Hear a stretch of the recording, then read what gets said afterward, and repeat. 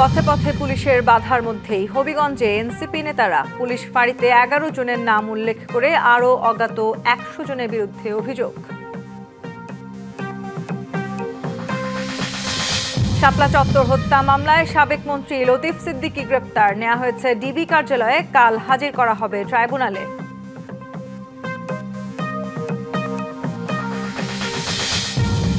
ক্ষমতাসীন দল সম্পৃক্ত কাউকে ইসিতে চায় না জামায়াত। স্বৈরাচার পুনর্বাসনের ষড়যন্ত্রে দলটি অভিযোগ বিএনপির, উস্কানিমূলক বক্তব্য না দেওয়ার আহ্বান। গ্যাস সংকটে বিপর্যস্ত জনজীবন, ভুগছে শিল্প খাত। প্রধানমন্ত্রীর সঙ্গে ব্যবসায়ীদের বৈঠক, সমাধানে উদ্যোগ নেওয়ার আশ্বাস।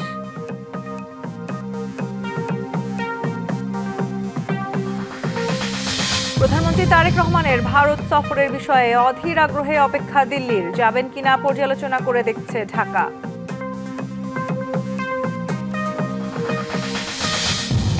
টাইগারদের ওয়ানডে অধিনায়ক লিটন দাস, ডেপুটি তাওহিদ হৃদয়, লাল বলের ক্যাপ্টেন নাজমুল শান্তর সহকারী মেহেদী মিরাজ। বিসিবির সভায় সিদ্ধান্ত।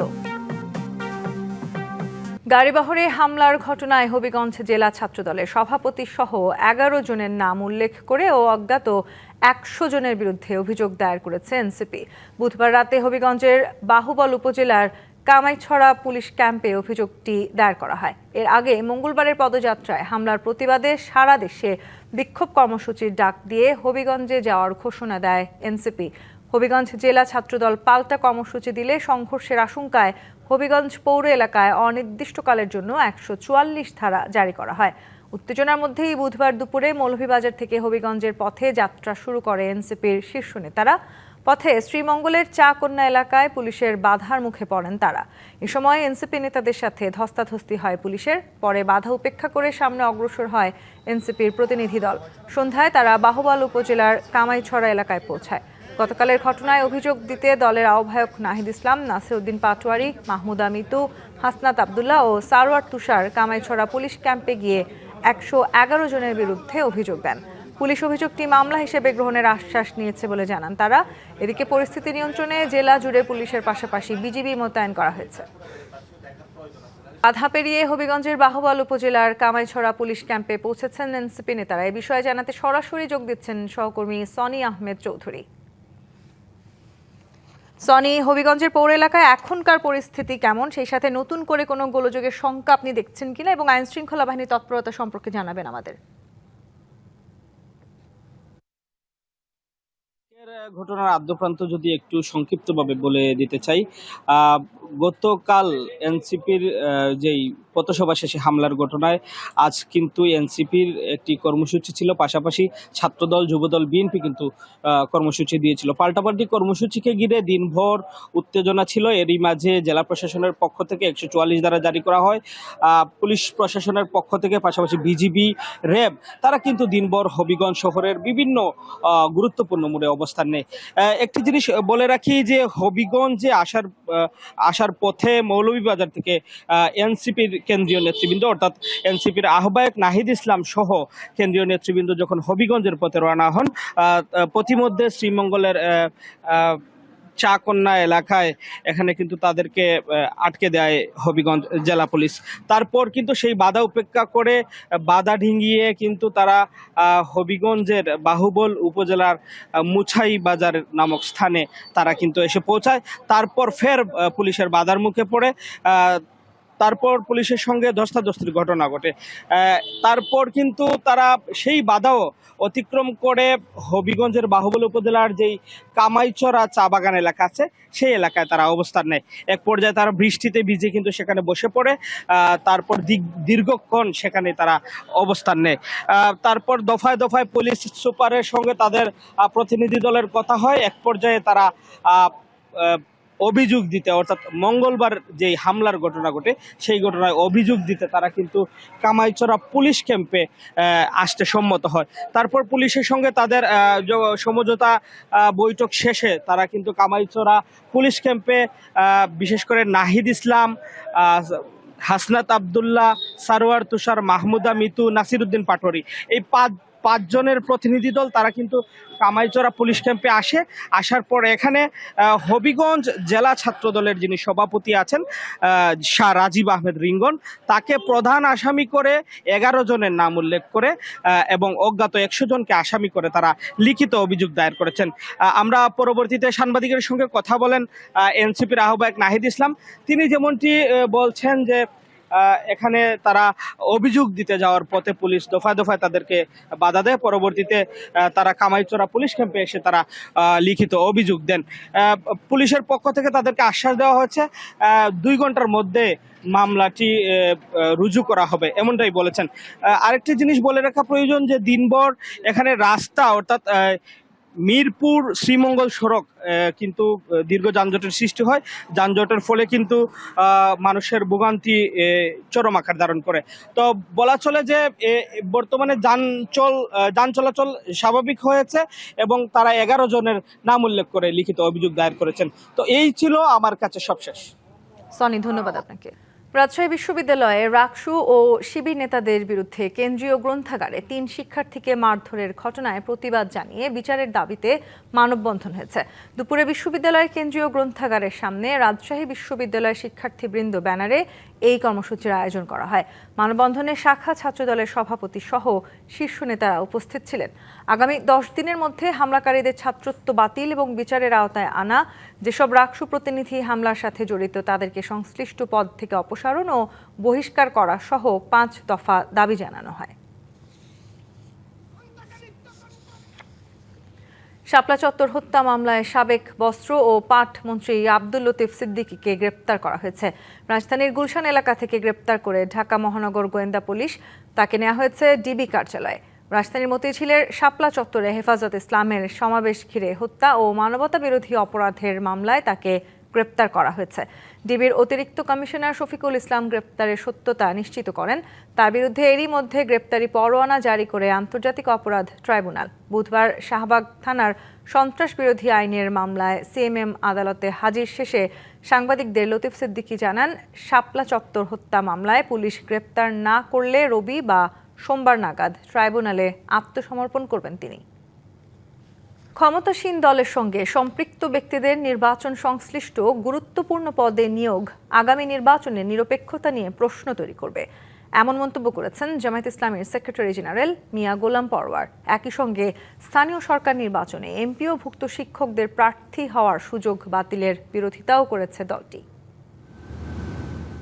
রাজধানীর আগারগাঁওয়ে নির্বাচন ভবনে বুধবার নির্বাচন কমিশনের সঙ্গে বৈঠক করে জামায়াত ইসলামীর 6 সদস্যের প্রতিনিধি দল। এতে নেতৃত্ব দেন দলের সেক্রেটারি জেনারেল অধ্যাপক মিয়া গোলাম পরওয়ার।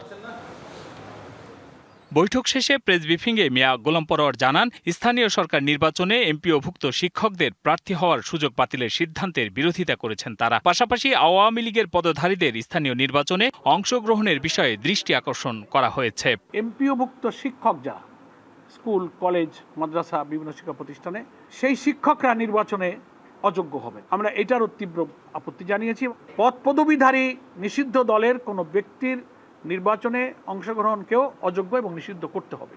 জামায়াতের সেক্রেটারি জেনারেল জানান, স্থানীয় সরকার নির্বাচনকে সামনে রেখে নির্বাচন কমিশনের কাছে 9 দফা প্রস্তাব তুলে ধরেছেন তারা। বলেন, নির্বাচন কমিশনের দলীয় নিয়োগ আগামী নির্বাচনকে প্রশ্নবিদ্ধ করবে। বিভিন্ন গুরুত্বপূর্ণ পদের সুযোগকে, ক্যাপাসিটিকে, সামর্থ্যকে কাজে লাগিয়ে 2, 5, 10 মাস সার্ভ করে সাথে সাথে ইলেকশনে ক্যান্ডিডেট হওয়া মানেই হচ্ছে যে এই নির্বাচনকে নিরপেক্ষ হতে দেওয়া হলো না। দলীয়করণের জন্য তাকে এখানে নিয়োগটা দেওয়া হয়েছিল এবং নির্বাচন একেবারে দিব্যি এটা একটা দলীয় নির্বাচন হবে, পক্ষপাতিত্ব হবে, এটা নিরপেক্ষ হবে না, স্বচ্ছ হবে না। নির্বাচনকে অংশগ্রহণমূলক ও গ্রহণযোগ্য করতে সব পক্ষের জন্য সমান সুযোগ ও নির্বাচন ব্যবস্থায় নিরপেক্ষতা নিশ্চিত করার আহ্বান জানায় জামায়াতের প্রতিনিধি দল। স্থানীয় সরকারটাই আমাদের আজকের ইলেকশন কমিশনের ডেপুটেশনের ডেলিগেশনের উদ্দেশ্য ছিল। Hasan Al Mamun, DBC news, Dhaka. স্বৈরাচারকে পুনর্বাসন করার জন্য যারা উঠে পড়ে লেগেছে তাদেরকে রাজপথে উপযুক্ত জবাব দেওয়া হবে, এমন হুঁশিয়ারি দিয়ে বিএনপি নেতারা বলেছেন, বিএনপি যাদের রাজনীতি করার সুযোগ করে দিয়েছে তারাই আজ বিএনপির বিরুদ্ধে ষড়যন্ত্র করছে। সংঘাতের দিকে নিতে পারে এমন উস্কানিমূলক বক্তব্য থেকে বিরত থাকার আহ্বান জানিয়েছেন তারা। বুধবার দুপুরে রাজধানীর ডিপ্লোমা ইঞ্জিনিয়ার্স ইনস্টিটিউশনে ছাত্রদলের সাবেক সাধারণ সম্পাদক ও স্বেচ্ছাসেবক দলের সাবেক সভাপতি শফিউল বারী বাবুর ষষ্ঠ মৃত্যুবার্ষিকীতে স্মরণ সভার আয়োজন করে শফিউল বারী বাবু স্মৃতি সংসদ। এ সময় শফিউল বারী বাবুর রুহের মাগফিরাত কামনা করেন বিএনপি নেতারা। বলেন, দীর্ঘ 17 বছর সর্বোচ্চ নির্যাতন সয়েছে বিএনপির নেতাকর্মীরা। এখন রাজনীতি করার সুযোগ পেয়ে বিএনপির বিরুদ্ধেই ষড়যন্ত্র করছে একটি দল। সর্বোচ্চ নির্যাতনের শিকার হয়েছে বিএনপির নেতাকর্মীরা। সেই দলের বিরুদ্ধে যারা ষড়যন্ত্র করছেন আজকে মাঠে ময়দানে, বিএনপিকে এই সমস্ত পরাজিত শক্তি ৭১ যাদের ভূমিকা, বিতর্কিত ভূমিকা, যাদেরকে এই দেশের মানুষ রাজাকার হিসাবে চিহ্নিত করেছে, তারা বিএনপিকে ফেলে দিতে চায়। বিএনপি এর থেকে কঠিন পরিস্থিতি মোকাবেলা করি আজকে এই জায়গায় আসছে। তাই এগুলো নিয়ে কোনো ভাবার কোনো কারণ নয়। বিএনপি নেতাকর্মী জনগণই সেরা রাজপথে তাদেরকে জনগণের রাজনৈতিকভাবে আমরা প্রতিহত করব, সেই প্রস্তুতি আমাদের আছে, সেইভাবে আমরা দেশ চালাচ্ছে।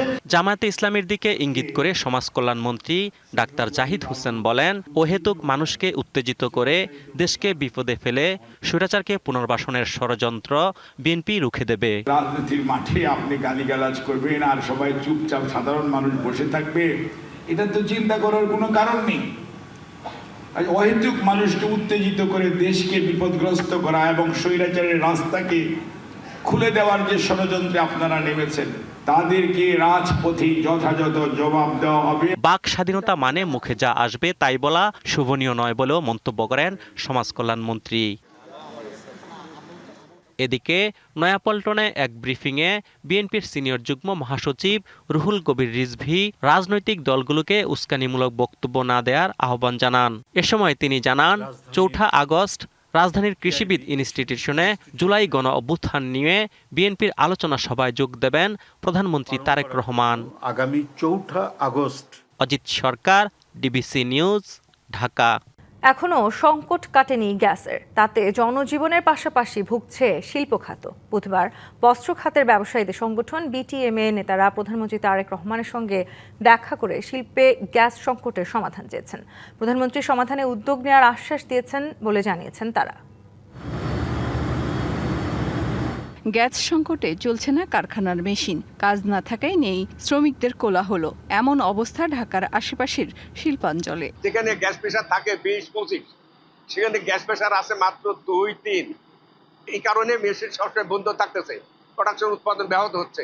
এই নিয়ে বুধবার সচিবালয়ে প্রধানমন্ত্রী তারেক রহমানের সঙ্গে বৈঠক হয় Bangladesh textile mill association BTM এর নেতাদের। পরে বিটিএম এর সভাপতি জানান, টেক্সটাইল খাতের সমস্যা সমাধানে উদ্যোগ নেওয়ার আশ্বাস দিয়েছেন সরকার প্রধান। উনি দুটো অফিসারিও স্থাপন করবেন বলে বলেছেন এবং এটা নিয়ে বহির্বিশ্বে ওনাদের আলোচনাও চলছে। আজকে উনি সবাইকে মিটিংয়ে রেখে উনি কথা কম বলেছেন, খালি শুনেছেন। উনি চেষ্টা করছেন বোঝবার জন্য এবং উনি বোঝেন, আরও বোঝবার জন্য, আমাদেরকে বোঝবার জন্য, আমাদের মাইন্ডসেট বোঝার জন্য উনি বসছেন এবং আমি বিশ্বাস করি উনি একটা সুরাহা করবেন। কিন্তু আমাদের অনেক কিছু আমাদের অনুকূলে নেই। শিল্পে গ্যাস সংকটের জন্য অতীতে সময়োপযোগী সিদ্ধান্ত না নেওয়াকে দায়ী করেন বিটিএম এর সভাপতি। গ্যাসের যে সংকটটা আছে এটা তো নতুন সংকট না, এটা অনেক পূর্বের। আপনার সময়োপযোগী সিদ্ধান্তগুলো নেওয়া হয়নি বলেই আজকে এই সংকটটা। মহেশখালীর একটি ভাসমান এলএনজি টার্মিনালের ত্রুটির কারণে প্রায় ১ সপ্তাহ ধরে বিঘ্নিত হচ্ছে গ্যাস সরবরাহ, যার নেতিবাচক প্রভাব পড়েছে জনজীবন থেকে শুরু করে শিল্প কারখানাগুলোতেও। মেহের মনি, ডিবিসি নিউজ, ঢাকা। প্রধানমন্ত্রী তারেক রহমানের সভাপতিত্বে ভূমিকম্প বিষয়ক প্রস্তুতি সভা হয়েছে। এতে জাতীয় টাস্ক ফোর্স গঠন, ১ লাখ স্বেচ্ছাসেবক প্রস্তুত এবং প্রধানমন্ত্রীর কার্যালয়ের বিশেষ সেল গঠনের সিদ্ধান্ত হয়েছে। বুধবার বিকেলে সচিবালয়ের মন্ত্রিপরিষদ বিভাগে এই সভা হয়। এতে ভূমিকম্প পরবর্তী জরুরি সাড়া ও সরকারের সার্বিক প্রস্তুতি জোরদার করা নিয়ে আলোচনা হয়। বৈঠকে ভূমিকম্প মোকাবিলায় জনসচেতনতা বৃদ্ধির লক্ষ্যে বিভিন্ন কর্মসূচি গ্রহণের বিষয়েও মতবিনিময় হয়। পাশাপাশি প্রধানমন্ত্রীর কার্যালয়ে ভূমিকম্প প্রস্তুতি বিষয়ক একটি বিশেষ সেল গঠনের সিদ্ধান্ত নেওয়া হয়। উত্তর জনপদের বরেন্দ্র অঞ্চলের সেচ সংকট নিরসনে সরকার বিশেষ উদ্যোগ নিয়েছে বলে জানিয়েছেন বরেন্দ্র বহুমুখী উন্নয়ন কর্তৃপক্ষ বিএমডিএ এর চেয়ারম্যান কৃষিবিদ হাসান জাফির তুহিন। বুধবার সচিবালয়ে প্রধানমন্ত্রী তারেক রহমানের সঙ্গে বৈঠক শেষে তিনি আরও বলেন, বরেন্দ্র অঞ্চলে সেচ ও কৃষি উন্নয়নে আধুনিক প্রযুক্তি ব্যবহার করা হবে, যার ফলে এই অঞ্চলের 16 জেলার কৃষি খাতে আমূল পরিবর্তন আসবে। পরিবেশ সুরক্ষায়ও বরেন্দ্র অঞ্চলে বৃক্ষরোপণ কার্যক্রম গুরুত্বের সঙ্গে বিবেচনা করা হয়েছে বলে জানান তিনি। আধুনিক প্রযুক্তির মাধ্যমে মহানন্দ নদী থেকে 16 কিলোমিটার দূরের কৃষি জমিতে সেচ কার্যক্রম দিয়েই বরেন্দ্র বহুমুখী উন্নয়ন কর্তৃপক্ষের কাজ শুরু হবে বলেও জানান বিএমডিএ এর চেয়ারম্যান।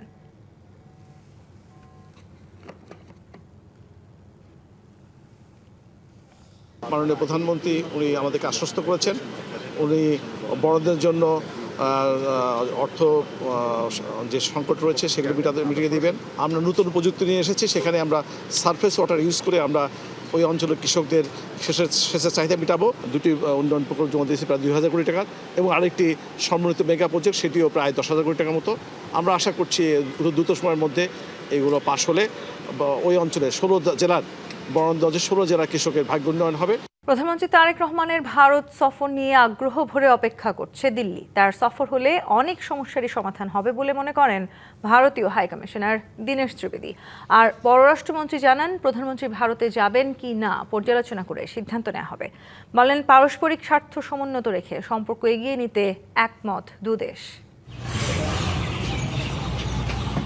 12 জুন ঢাকায় পৌঁছানোর পর 25 জুন রাষ্ট্রপতির কাছে পরিচয়পত্র পেশ করে সেদিনই সব ধরনের ভারতীয় ভিসা স্বাভাবিক করেন দীনেশ ত্রিবেদী। তারপর পররাষ্ট্রমন্ত্রীর সঙ্গে সৌজন্য সাক্ষাতের জন্য 1.5 মাসের অপেক্ষা। অবশেষে বুধবার বিকেলে পররাষ্ট্র মন্ত্রণালয়ে সাক্ষাৎ করেন পররাষ্ট্রমন্ত্রী ও প্রতিমন্ত্রীর সাথে।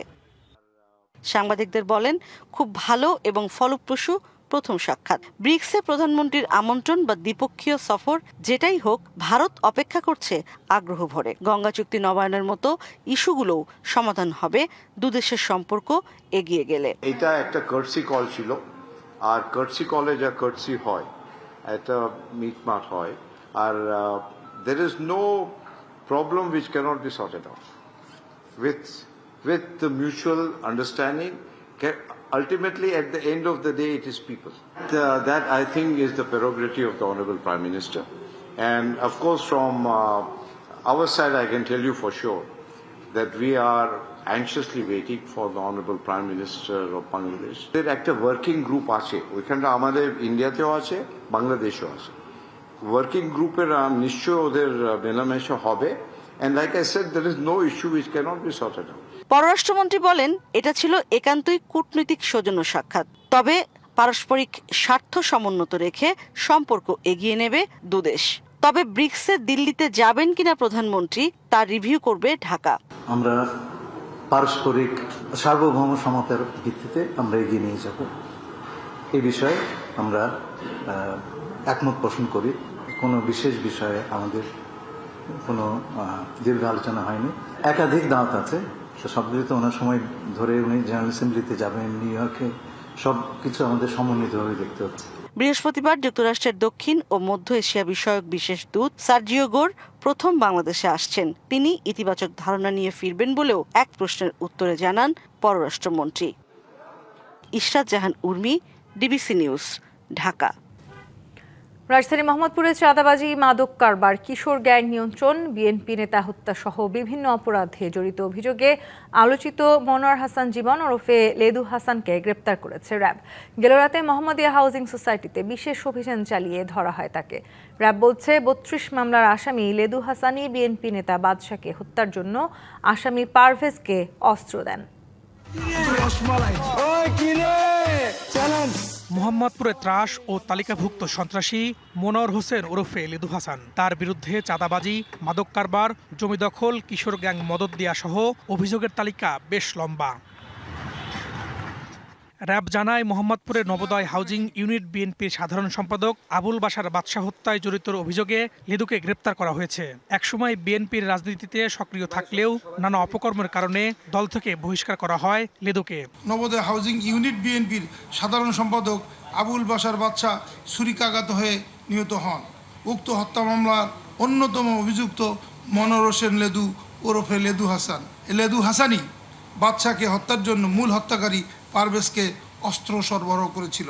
তার বিরুদ্ধে রাজধানীর বিভিন্ন থানায় ৩২টি ফৌজদারি মামলা রয়েছে। হত্যা, মাদক, অস্ত্রসহ ৩৫ মামলার আসামি মনোয়ার হোসেন ওরফে লেদু হাসানকে আটক করেছে র্যাব ২। প্রতিনিয়ত অত্র এলাকাবাসীগণ তার বিরুদ্ধে চাঁদাবাজি, সন্ত্রাসী কর্মকাণ্ড, কিশোর গ্যাংয়ের পৃষ্ঠপোষকতা ইত্যাদি বিষয়ে র্যাবের নিকট ফোনে অভিযোগ জানিয়ে থাকে। ভুক্তভোগীগণ চাইলে তার বিরুদ্ধে এখন প্রয়োজনীয় আইনগত পদক্ষেপ নিতে পারে। র্যাব আরও দাবি করে, নানা সময়ে আলোচিত মোহাম্মদপুরে আগের তুলনায় ছিনতাই, চাঁদাবাজি ও সন্ত্রাসী কার্যক্রম কমে এসেছে। আমরা তো আমাদের মতো করে যাচ্ছি, আমরা তো স্যাটিসফাইড। এখন সবাইকে তো স্যাটিসফাইড করা আমাদের পক্ষে সম্ভব না। Farhaduzzaman, DBC news, Dhaka. প্রায় $1.5 বিলিয়ন মার্কিন ডলারের বিনিয়োগে নিজেদের বহরে 21টি বোয়িং উড়োজাহাজ যুক্ত করতে যাচ্ছে দেশের বেসরকারি এয়ারলাইন্স ইউএস বাংলা। রাজধানীর একটি হোটেলে চুক্তি সই অনুষ্ঠানে এই ঘোষণা দেওয়া হয়। জানানো হয় উড়োজাহাজগুলো 2027 সালের মধ্যে বহরে যুক্ত হবে। ঢাকার পাশাপাশি চট্টগ্রাম ও সিলেট আন্তর্জাতিক বিমানবন্দরকে হাব করে সেখান থেকে দক্ষিণ এশিয়া, দক্ষিণ পূর্ব এশিয়া ও মধ্যপ্রাচ্যের বিভিন্ন গন্তব্যে ফ্লাইট পরিচালনা করবে। 25টি উড়োজাহাজের বহন নিয়ে বর্তমানে ইউএস বাংলা বাংলাদেশের সবচেয়ে বড় বেসরকারি এয়ারলাইন্স। নতুন 21টি যুক্ত হলে উড়োজাহাজ বেড়ে হবে 46টি। বুধবার দুপুরে চুক্তি সই অনুষ্ঠানের প্রধান অতিথি ছিলেন বেসামরিক বিমান পরিবহন ও পর্যটন প্রতিমন্ত্রী। তিনি বলেন, একটি অভ্যন্তরীণ এয়ারলাইন্স থেকে শুরু করে ইউএস বাংলা দেশের অন্যতম শীর্ষস্থানীয় আন্তর্জাতিক ক্যারিয়ারে পরিণত হয়েছে। হযরত শাহজালাল আন্তর্জাতিক বিমানবন্দরে তৃতীয় টার্মিনাল চালু হলে আমরা প্রতি বছর 24 মিলিয়ন যাত্রী সেবা দিতে সক্ষম হব। ক্রমবর্ধমান এই চাহিদা মেটাতে ইউএস বাংলা এয়ারলাইন্সের 21টি বোয়িং বিমান যুক্ত করার সিদ্ধান্ত একটি গুরুত্বপূর্ণ পদক্ষেপ। অনুষ্ঠানে মার্কিন রাষ্ট্রদূত বলেন, এই চুক্তি শুধু একটি এয়ারলাইন্সের বহরের সম্প্রসারণ নয়, এটি বাংলাদেশের জন্য একটি বিনিয়োগ। এটি অর্থনৈতিক প্রবৃদ্ধির সুযোগ তৈরি করবে, আঞ্চলিক ও আন্তর্জাতিক যোগাযোগকে শক্তিশালী করবে, পর্যটন ও বাণিজ্য সহায়তা করবে এবং বাংলাদেশিদের জন্য উন্নত মানের কর্মসংস্থান সৃষ্টি করবে। ইউএস বাংলা এয়ারলাইন্স জানায়, নতুন উড়োজাহাজ সংযোজনের মাধ্যমে আন্তর্জাতিক রুটে দেশীয় এয়ারলাইন্সের সক্ষমতা উল্লেখযোগ্যভাবে বাড়বে। এতে বৈদেশিক মুদ্রার বড় একটি অংশ দেশে রাখা সম্ভব হবে। আমাদের লক্ষ্য শুধু একটি সফল এয়ারলাইন্স পরিচালনা করা নয়, বরং ইউএস বাংলাকে একটি পূর্ণাঙ্গ গ্লোবাল এভিয়েশন গ্রুপে পরিণত করা। নতুন উড়োজাহাজ যুক্ত হওয়ার মাধ্যমে আন্তর্জাতিক রুট সম্প্রসারণ, দক্ষ জনবল তৈরি, কার্গো, এমআরও, ফ্লাইট ক্যাটারিং এবং এভিয়েশন প্রশিক্ষণ সহ একটি সমন্বিত এভিয়েশন ইকোসিস্টেম গড়ে তোলার পরিকল্পনা বাস্তবায়ন করা হবে। নতুন বহরে থাকছে 15টি অত্যাধুনিক বোয়িং 737-8 এবং 6টি বোয়িং 737-800 উড়োজাহাজ, যা 2027 সালের মধ্যে ধাপে ধাপে যুক্ত হবে বহরে।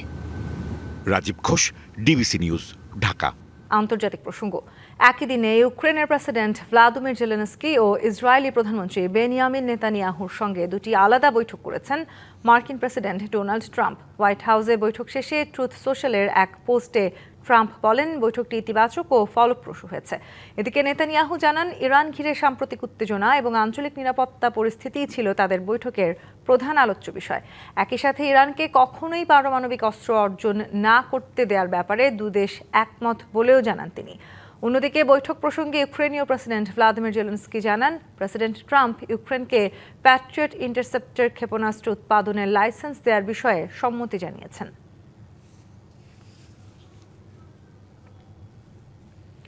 জাপানের কুমামোতোতে 7.1 মাত্রার ভয়াবহ ভূমিকম্পে এখন পর্যন্ত নিহত অন্তত 13 জন। এছাড়া ধসে পড়া ভবনের ধ্বংসস্তূপে এখনও আটকে আছেন অনেকে। তাদের উদ্ধারে চলছে জোর তৎপরতা। উদ্ধার কাজে যোগ দিয়েছে জাপানের সেলফ ডিফেন্স ফোর্সের হাজার হাজার সদস্য। নিহতের সংখ্যা আরও বাড়তে পারে বলে আশঙ্কা করা হচ্ছে।